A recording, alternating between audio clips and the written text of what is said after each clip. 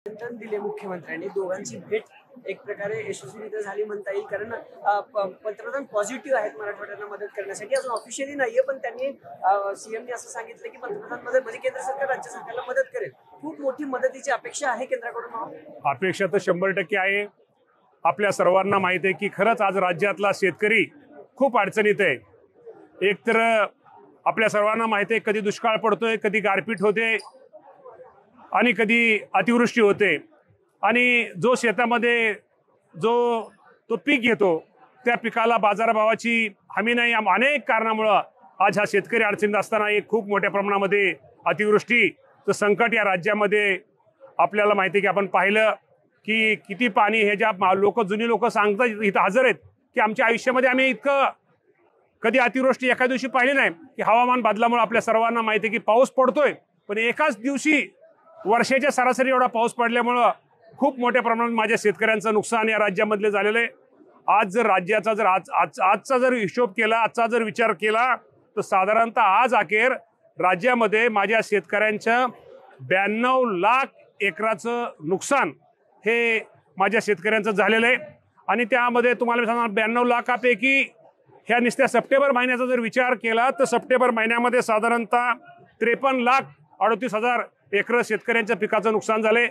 काही शेतकऱ्यांचं जमीन वाहून गेलेली आहे, काही आमचे पशुधन आमची गुरंढोरं त्यांची वाहून गेलेली आहे, ती घरामध्ये पाणी गेलेलं आहे, घराची पडझड झालेली आहे। खूप मोठ्या प्रमाणात अशा अनेक गोष्टी सांगतात या अतिवृष्टीमुळं नुकसान झालेलं आहे। पण आपण मागे सांगितल्याप्रमाणे या राज्याचे मुख्यमंत्री कालच दिल्लीला गेले होते। निश्चित प्रकारे शेवटी आम्ही पण सगळे शेतकऱ्यांचं हित जपणारे सरकार आहे। शेवटी शेतकऱ्यांच्या जीवावरती उभं राहिलेले सरकार आहे आणि शेतकऱ्यांसाठी काही करायची भूमिका या राज्य सरकारची असल्यामुळं निश्चित प्रकारे येणाऱ्या काळामध्ये माझ्या शेतकरी बांधवाला एक चांगल्या प्रकारची मदत या राज्य सरकारच्या वतीनं दिली जाईल।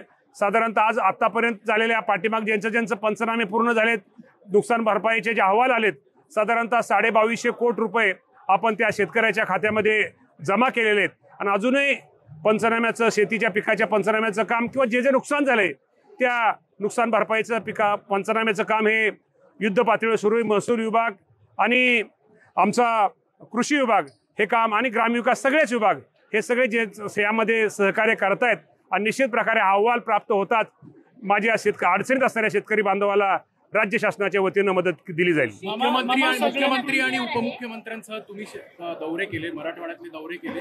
बार्शीमध्ये शेतकऱ्यांनी आत्महत्या केली आहे, शेतकऱ्यांनी आत्महत्या करू नये म्हणून कृषी मंत्र्यांकडनं काही आव्हान असेल? मी निश्चित प्रकारे माझ्या शेतकरी बांधवांना आव्हान निश्चित करेल, कारण हे संकट नैसर्गिक संकट आहे, काही कुणामुळे झालेलं हे नैसर्गिक संकटाला आपल्याला सामोरच जावं लागेल आणि सामोर थोडा धीर धरावं लागेल। शेवटी आपल्या घरामध्ये आपली आई, वयोवृद्ध आई असेल, वडील असतील, आपली बायको असेल, आपला मुलगा असेल, मुलगी असेल, शेवटी ह्यांनी कुणाकडे बघून त्यांनी स्वतःचं जीवन पुढचं काढायचं। त्यामुळं हा विचार सुद्धा त्याने शेतकऱ्यांनी मनात आणू नये। आपल्या पाठीमागे राज्य सरकार निश्चित प्रकारे आपल्या सर्वांना मदत करेल, आपण धीर धरावा अशी मी माझ्या शेतकरी बांधवांना सर्वांना विनंती करतो।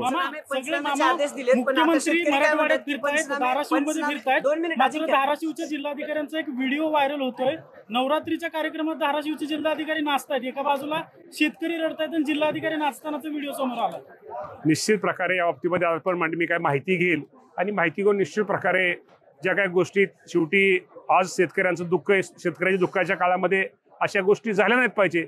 आता ती गोष्ट तो जुना व्हिडिओ आहे का नवीन व्हिडिओ आहे तो तपासला जाईल, तर ठीक आहे, तो तपासला जाईल। पंचनामे करायचे आदेश तुम्ही दिलेत, पण मराठवाड्यातून आता शेतकरी टाहो काय पुरतात? पंचनामे करायचे कसे? शेती वाहून गेली आहे, शेती सापडत नाहीये, माती वाहून गेली आहे, मग आता पंचनाम्याचं कसं? माती वाहून गेली तरी त्याला आपण नुकसान भरपाई देणार आहे। पिकाचं नुकसान झालं, पिकाचं हानी झाली असेल त्याचं आपण नाही करणार आहे। विहीर बुजली असेल, मोटर गेली असेल, त्याला आपण नुकसान भरपाई देणार आहे।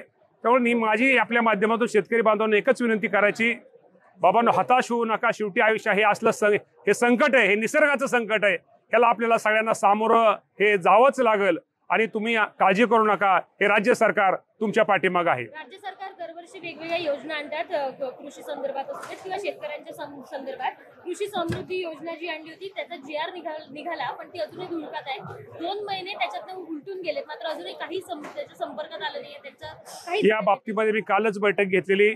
येणाऱ्या काळामध्ये त्या बाबतीमध्ये तुम्हाला बदल दिसेल. जे पंचनामे होत आहेत ते काही शेतकऱ्यांच्या अशा तक्रारी आहेत की काही महसूल अधिकारी आखरीस पॅक आणि ई पीक पाहणी झाली का याची नोंद करून घ्या, त्यानंतरच पंचनामे करायचे. या बाबतीमध्ये कुठल्याही पीक पाणीची अट नाहीये. जिथं जिथं शेतकऱ्यांचं नुकसान झालंय त्या सर्व शेतकऱ्यांना मदत ही दिली जाईल.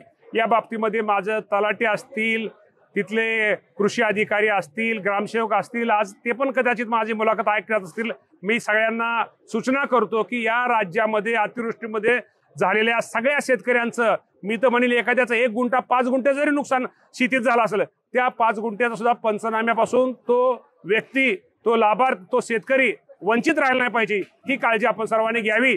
जर नुकसान भरपाईच्या पिकाच्या पंचनाम्यात जर कुणी टाळाटाळ केली, कुणी हलगर्जीपणा केला, तर निश्चित प्रकारे शासनाला या बाबतीमध्ये वेगळा विचार करावा लागेल. कर्जमाफीबाबत ज्या मागणी होती ती होणार आहे का नाही काय? कर्जमाफीबाबत निश्चित प्रकारे शेतकऱ्यांच्या भावना आहेत, शेतकऱ्यांची मागणी आहे आणि शेतकऱ्यांचं बरोबर आहे. कारण का शेतकरी अडचणीत या बाबतीमध्ये शेतकऱ्याला कुठेतरी हात दिला पाहिजे.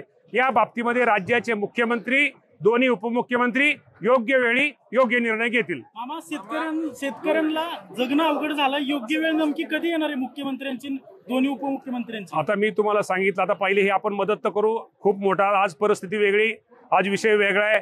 आज आपण बांधावर जाऊन शेतकऱ्यांची अडचण, शेतकऱ्याचं झालेलं नुकसान पाहिलेलं आहे. त्यामुळे त्याला आपण ती मदत करू. आणि या बाबतीमध्ये मी तुम्हाला एवढं सांगतो की लवकरात लवकर हा निर्णय ते 3 जण घेतील. म्हणजे यापेक्षा वाईट वेळ येण्याची राज्य सरकार वाट बघतोय का शेतकऱ्यांना? कुठले शेतकऱ्यांसाठी जे विमा असतात, पीक विमा असतात किंवा बाकीचे त्याचे ताई, आता नियम विम्याचा विषय नाही, आता शेतकऱ्याला मदतीचा विषय. आपण पहिली शेतकऱ्याला मदत करूया, शेतकऱ्याला परत उभा करूया, ही आता राज्य शासनाचं पहिलं पाऊल आहे. मामा, हवामान बदलामुळे सगळं होतंय. म्हणजे अचानक त्या संबंधी 2014लाच काही तज्ञांनी पत्र दिलं होतं शासनाला की याच्यावर काहीतरी पीक पद्धती बदलावी का काय, कारण सातत्याने होते. मराठवाड्यात जो दुष्काळी पट्टा आहे, नगर, सोलापूर, तिकडे एवढी पाऊस कधी होत नाही. आणि जे 50,000 क्षमता असलेली सीना नदी 2.25 लाखाची क्युसेकचा विसर्ग येतो म्हणलं पूर येणार, आपलं कुठेही कंट्रोल होईल. त्याच्यावर काही समिती नेमणार? 100% आपण खूप चांगला प्रश्न विचारला. आता खरं तर राज्यातल्या सगळ्या शेतकऱ्यांनी यातनं कुठंतरी शिकलं पाहिजे. हा हवामान बदल असताना मगाशी मी म्हटल्याप्रमाणे पाऊस होतोय, पण वर्षाचा पाऊस एकाच दिवशी होतोय. अडचण त्यामुळे होती. आणि काय होतंय, आपल्याला माहिती आहे की नदीच्या कडेला अतिक्रमण किती झालीत, ओढ्याच्या कडेला अतिक्रमण किती झालेत. ठीक आहे, आपल्याला कोणाचं अतिक्रमण काढायचं किंवा त्याच्याबद्दल आपल्याला वाईट वाटायची काय कारण नाही. परंतु आता सगळ्यांनी शिकून या. आता जी अतिवृष्टी झाली ह्यातनं आपण सर्व शेतकरी बांधवांनी किंवा सर्व समाज बांधवांनी शिकून घेतलं पाहिजे.